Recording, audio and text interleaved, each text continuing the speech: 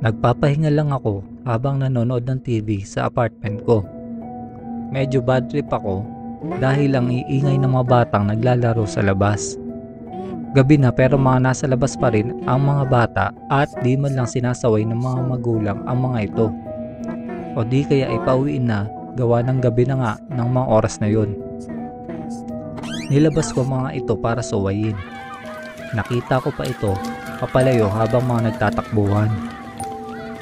Pag bumalik ang mga to, pagkukutusan ko tong mga to eh. Ilang minuto ang lumipas ay nakatulog ako sa kinauupuan ko. Nang marinig ko nandiyan na naman ang mga batang may ingay na naglalaro.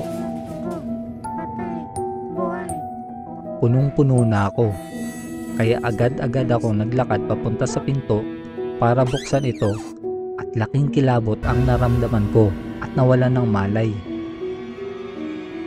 Sa pagmulat ng mga mata ko, Kuya, sali ka. Langit lupa. Pupunta tayong impyerno. Kaya, Langit lupa. Impyerno. Impyerno.